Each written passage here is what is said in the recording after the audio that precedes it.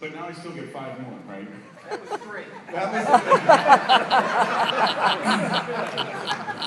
3. To start with my career in chronological order, the first person, I want to just, the reason I am today, for better or worse, you may not be thanking these people after this, but the first person that was the most influential to my career was Peter Menzies of DuPont. Peter's sitting right over there. And in a lot of different ways, Peter told me when I was like 22 and just looking to go out and drink beer and have fun, which he always liked to do as well. But I remember he told me this German expression. I know I'm going to mess it up, but Dienst ist Dienst, as Schnaps is Schnaps. Is that right? Did I say it right? In English, that means work is work and play is play, or vice versa. And he even told me, I'm not making this up. When I was 22, he said, "Don't go into a Flexo printing plant and start staring at the receptionist instead of paying attention to the customer's needs. You get your work done, then you can start staring at the receptionist." Which I never did, Talley. Of course not. Because Peter warned me against it. And the other thing that Peter taught me, I was a very influential kid at the age of 22. Peter Menzies would treat the pressman with the same level of respect as he would treat the plant manager. And at the age of 22, you can be very impressionable. And I might have had some of these elitist tones. I had a degree and all that stuff. And in some ways, could have made me go in that direction where I thought I was better or more important than other people. And Peter taught me very quickly that the pressman is just as important as a plant manager. And I try to remember that to this day. So I want to thank Peter Menzies to start with. So thank you, Peter. Let's see, chronological. Tony Bart, who's not here tonight, a member of the Hall of Fame. You saw his picture up there. And I could talk a long time about Tony. I'll try to be brief. Tony taught me how to give public presentations, believe it or not. And yeah, you're going to smack him now. Sorry, Tony, if you're listening out there. And he taught me a technique that I can't really use right now. But I remember I was going through all my slides and I was trying to write notes on these slides. It was a road trip with Tony and Peter and a few other people. And I was trying to write my notes of the slides. And Tony said, use your slides as your notes. Then you don't have to fumble through your notes and just try to stand up and talk. You think too much anyway, Samworth, so just go out and say what you think. And so that was Tony's contribution. So I want to thank Tony Bart, who's not here tonight, but I guess he'll hear all this, or I'll have to call him and thank him. So that would have been 84. Dennis Maida and Mark Major came into my life at about the same time. Now, Al Bowers, it's kind of, I promise I will stop at 6. And 4 of them are here tonight. Al Bowers and Dennis Maida are sitting over there, Peter's over there, and of course, Mark's here. I met Al like my first summer out of college. And I'll get to Al at the very last, but well, Mark Major is like my brother from another mother. It's an old joke I heard from Aerosmith or something. I don't know, I could talk all night about Mark. We've engaged in so many projects together, trying to have fun in everything we do, but more than anything else, trying to do it right. And he's the consummate perfectionist, and he would never ever let me off the hook for doing something less than perfect. But he always had an open mind. Any idea, no matter how crazy it was that I ever came up with DuPont or in all these years after that, Mark always thought it was a good idea, which shows bad judgment, but great friendship all the way to this day. And I can't thank Mark enough. Dennis Maida, I met at about the same time as Mark Major. And the things that Dennis taught me, I can't really repeat here in front of this audience. But I'll tell you one thing that Dennis taught me, and I think anyone who knows you know this.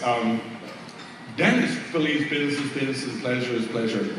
Don't ever try to win anything financial or business related from Dennis. If you go into Dennis's office with a financial argument or a business argument, we're not doing this right, you will leave apologizing to him for even thinking that he might not have done right. And about halfway down the hall, you'll realize you don't have your wallet in your back pocket. You'll lose every time. But the minute you ask him for a personal favor, he will open his heart and he will open his wallet.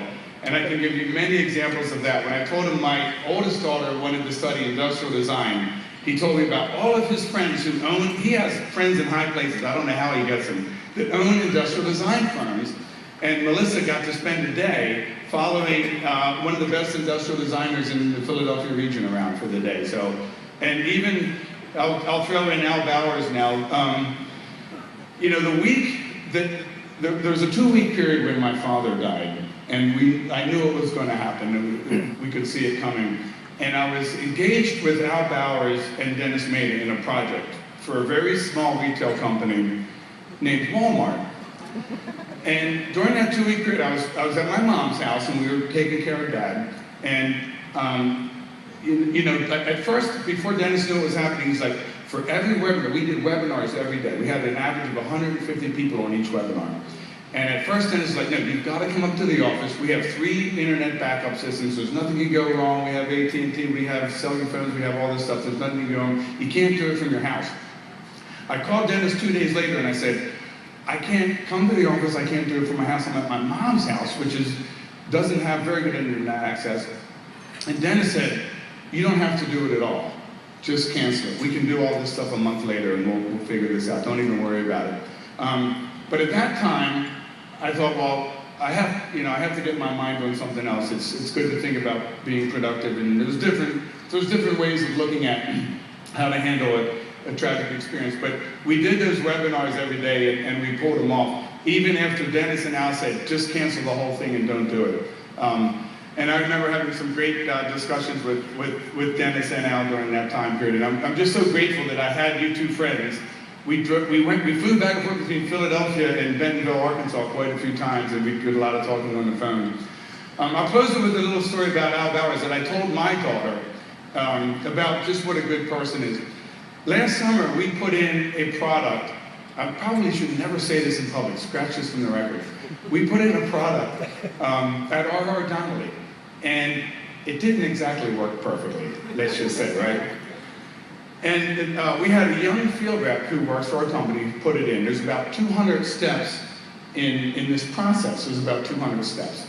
And she did 199 perfectly, and one of the steps in the middle, and nobody would have ever figured it out on the spot, she did not do right, so it didn't work.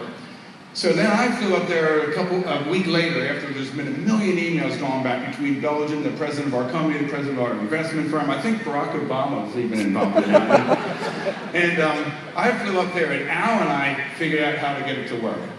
And I was sitting there, I'm thinking, I need this, because they're all waiting to hear the news. You know, why didn't this thing work, and why did it take me to come up there to make it work? And I was trying to figure out, how can I say this? Because I didn't want to point the finger at our young person who had done an outstanding job. And I'm trying to think, how can I do this without pointing the finger at her? And Al Bowers said, I'll take the fall. I'm going to tell everybody that I put in the wrong numbers and I made a mistake, and I'll just apologize for it. And that's the kind of story I wanted to tell to my daughters, because when you grow up and you're in a similar situation, you want to learn how to respect all people and behave with dignity and just be a good person. And I still spend a couple weeks a year with Al in Wisconsin or here and there, and it's great to have friends. Let's just say that, wherever you are. So it's a great honor to be in the FTA Hall of Fame. Have I spoken for more time than Mark spoke? So with that, I'd just like to say thank you very much, and enjoy your evening.